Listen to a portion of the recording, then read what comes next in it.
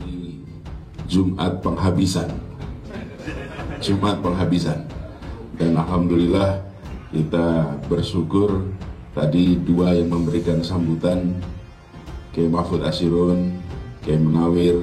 Alhamdulillah silaturahmi itu terjaga. Insya Allah kita jaga terus ke depannya. Dan memang selama perjalanan tugas di Jakarta, ini dinamikanya luar biasa. Tahun 2017 lalu, waktu pemilihan gubernur, itu memang tahun politik yang membawa luka paling dalam karena warga Jakarta seperti dibenturkan hanya karena kekuasaan. Dan Anies menang karena menggunakan masjid-masjid sebagai benteng penyerangan untuk memenangkan pertandingan. Anies itu sudah mendapatkan pelekatan stereotype menjadi kelompok-kelompok yang mungkin waktu itu didukung oleh FPI misalnya. FPI lalu dikaitkan dengan kelompok-kelompok radikal dan segala macamnya, kelompok yang keras terhadap kelompok yang minoritas di DKI Jakarta. Tetapi dari data survei, apakah itu yang memenangkan Anies Baswedan? Sama sekali tidak. Ya, memang salah satu beban ya sejarah yang tetap tersisa dari Anies kan adalah Pilkada 2017, sehingga Anies dicitrakan bukan terlibat, tapi membiarkan dan menikmati kemenangan yang didasarkan pada penggunaan isu politik identitas. Saya ingatkan, jangan ada lagi politik identitas, jangan ada lagi politisasi agama, jangan ada lagi polarisasi sosial. Demokrasi kita harus semakin dewasa. Konsolidasi nasional harus diperkuat.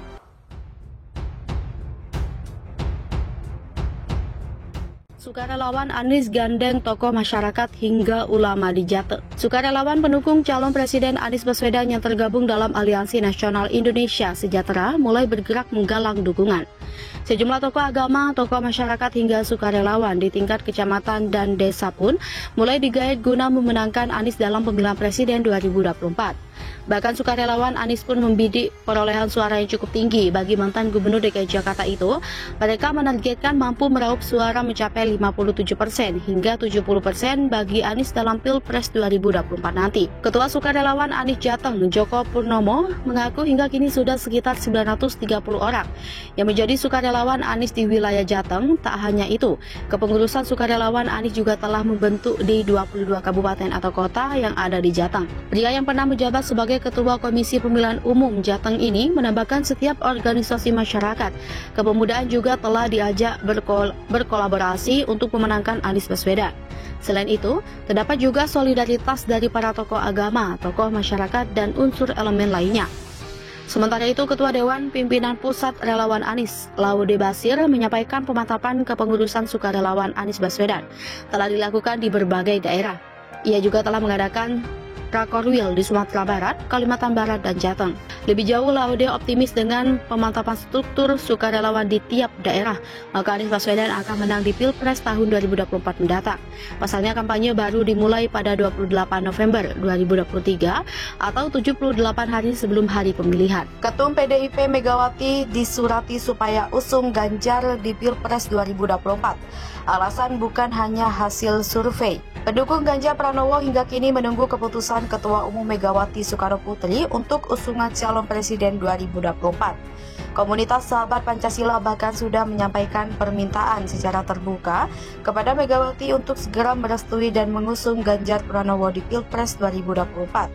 Komunitas tersebut memiliki pertimbangan lain sehingga memilih Ganjar Pranowo dibanding Puan Maharani. Ketua Sahabat Pancasila Hari Santoso alias Koko mengatakan pihaknya telah mempertimbangkan berbagai aspek, mulai dari hasil lembaga survei serta besarnya animo masyarakat yang menginginkan Ganjar sebagai presiden. Selain itu, Sahabat Pancasila yang juga percaya pada PDIP yang sudah terbukti dalam memilih kader terbaiknya untuk negeri ini. Sehingga Sahabat Pancasila berharap PDIP sekali lagi mau memberikan kader terbaiknya saat ini untuk mengabdi bagi bangsa dan negara tercinta.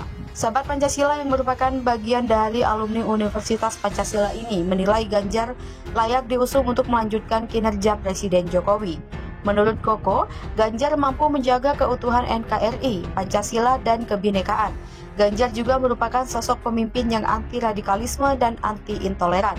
Waketum Wahyu Nugraha menyampaikan, sosok pemimpin seperti itu sangat dibutuhkan mengingat masalah intoleransi dan radikalisme semakin merebak di berbagai lini kehidupan dan elemen masyarakat. Hal ini, kata Wahyu, jelas dapat mengganggu NKRI dan Pancasila sebagai pedoman hidup bangsa ini, serta mencederai kebinekaan. Komunitas Sahabat Pancasila dalam waktu dekat akan mendatangi DPP PDI Perjuangan untuk menyerahkan surat kepada Megawati Soekarno Putri sebagai Ketua Umum agar segera mengusung Ganjar sebagai Capres 2024. Memang hasil survei di Jateng dan Jatim. Menang hasil survei di Jateng dan Jatim. Jawa Barat, Jawa Timur, dan Jawa Tengah menjadi medan tempur bagi pasangan Capres-Cawapres.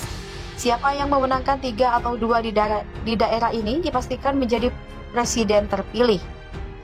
Jajak pendapat baru. Menemukan Ganjar Pranowo menang di Jatim dan Jateng, dia berpotensi mengulangi sukses Joko Widodo pada Pilpres 2019, sedangkan Anies Baswedan memenangkan survei di Jabar. Simulasi jajak pendapat Poltreking Indonesia seakan mengulangi kisah sukses Jokowi Ma'ruf Amin. Hasil Pilpres 2019, Jateng, Jokowi Ma'ruf 16.784.716 suara. Prabowo Subianto, Sandiaga Uno.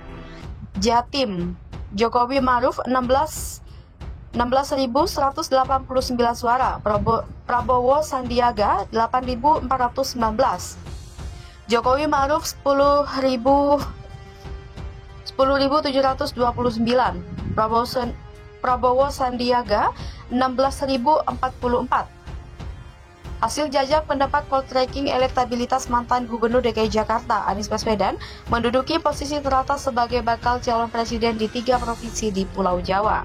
Temuan ini mengacu pada hasil survei Poltreking Indonesia yang dilakukan di 5 wilayah di Pulau Jawa secara terpisah, yakni Banten, DKI Jakarta, Jawa Barat, Jawa Tengah sekaligus Daerah Istimewa Yogyakarta dan Jawa Timur.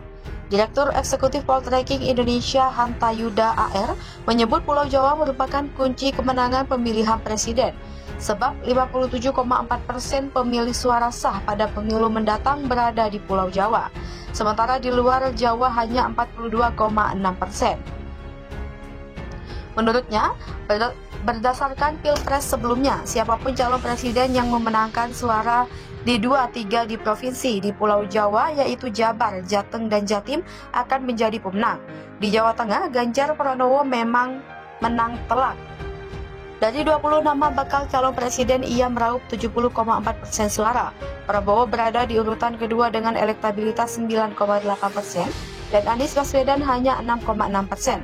Pada simulasi 3 nama bakal capres, Ganjar meraup 71,4% suara di Jateng, Prabowo 10,8% dan Anies 9%. Di Provinsi Jatim, pada simulasi 20 nama, Ganjar menduduki posisi teratas dengan elektabilitas 34,4%, Prabowo 23,6% dan Anies 15,9%. Pada simulasi 3 nama bakal capres, Ganjar meraup 36,1% suara, Prabowo 25,5% dan Anies 19,6%.